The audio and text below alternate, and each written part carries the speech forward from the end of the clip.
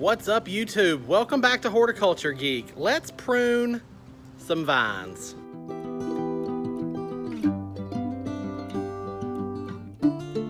Hello there, YouTube, and welcome back to Horticulture Geek. I'm Ray, and thank you so much for joining me here today in the garden.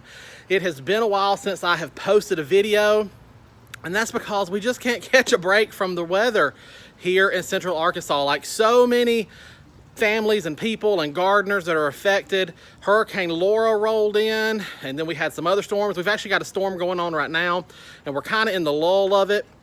And so I had some free time, so I thought, let me get out here and see if I can at least get something done in the garden today. My focus for the past week and a half has been cleanup because before Hurricane Laura hit, we were what we call here in the hot South first fall, which is the end of August, where it gets so hot and dry that all the trees start to die and all the leaves start to fall. So we've had first fall, and now we're going to, with all this rain, the trees are flushing back out. So we'll have real fall later, but it is a mess. So there was leaves everywhere. So I've already had to clean up leaves through the garden several times, branches and sticks and limbs out of trees that fell during the big storms. So that's what I've been up to lately. But I really need to tackle the grapevine hyacinth, or the hyacinth bean vine. This is an annual vine that I plant on the swing arbor every year, and you can barely tell there's a swing right now. It is doing wonderful this year, I love it. That's why I plant it, and it has these beautiful purple blooms that spike out of the vine. Really nice annual plant that completely covers that arbor every single summer. You have to plant it every year. But I like that because it doesn't lock me in to having a permanent plant on that arbor. I kind of like the simplicity of it just by itself in the winter. So that's where I'm at today. And I also want to point out the sweet autumn clematis. You can see it poking out back there. It was in peak right as Hurricane Laura rolled through. It knocked a bunch of the blooms off, but it's still blooming pretty good. And I have a whole video about that sweet autumn clematis already on the channel, and I will link it up here somewhere for you to click on if you want to and go check out specifically about that vine. So I'm just going to go up close to it and show it to you today before all the blooms get torn off again with this next round of storms that are coming through. But we've got to prune that grapevine hyacinth. So enough chatter, let's get over there and get to it.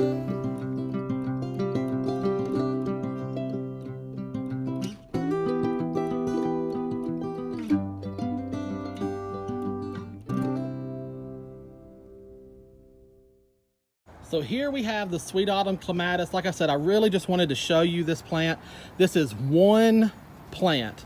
It is a perennial. It comes back every year, and it's planted right here, and it grows up and sprawls out, and it covers itself in these white blooms. And like I said, a lot of these blooms have already been knocked off by the heavy storms that we've had. So these are just the ones that hung on. And they are sweet smelling. They fill the garden with an aroma. The pollinators love them. I can see some bees in it now, even with a storm approaching. You can see that bumblebee in there buzzing around. On a bright sunny afternoon, there will literally be, there's a monarch, there will literally be hundreds of insects buzzing this vine. It is glorious, and I love it. So if you don't have a sweet autumn clematis, go check out that video that I linked a minute ago, or go click on it at the end of this video. Wonderful plant. But now let's talk about the grapevine hyacinth. So you can see the blooms on it. And again, this plant had way more blooms than this, but the storms have knocked a lot of them off. And you can see that it is just going gangbusters in here. It's completely taken over the swing. So what we have to do at this point is come in and just do some selective pruning. You can see I have hanging baskets in here. So I will take all of these let me back up a little bit. All of these wild stray branches that really aren't benefiting anything, and I'll prune all of those out. And then I will clean up vines from around the hanging baskets on each side. And then I will come in here and again, clean up all of these low hanging vines that are coming to the wrong places and get the swing back free and clear again. So this is absolutely something you can do. It won't hurt the vine. I know some people may be a little timid to prune on an annual vine because you only have it for the growing season and then it's gone anyway. But in a situation like this, I've already pruned this vine twice this summer and it has still come back this aggressive. So I've got plenty of room to prune this, and there's still plenty of time left here in Central Arkansas for this thing to flush back out again. I may wind up having to prune it again before our first hard frost, which will get it. So if you have an annual vine like this and you are timid about it, don't be timid.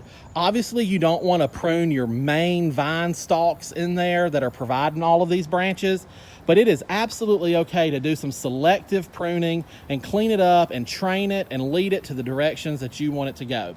So I'm going to set the camera up and I kind of across the pool and just kind of let you see me go at this thing. So here we go.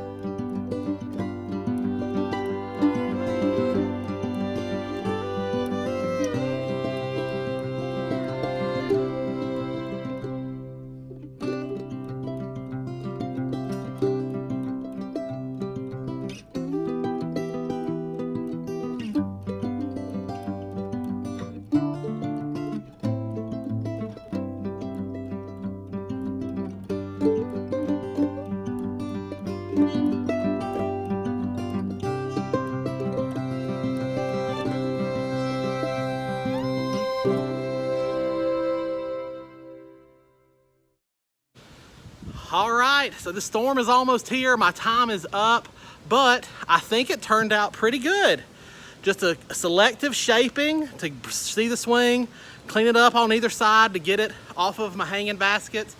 And that's all it takes. So if you have any annual vines that are going crazy in your yard, don't feel afraid or timid to give them a good haircut.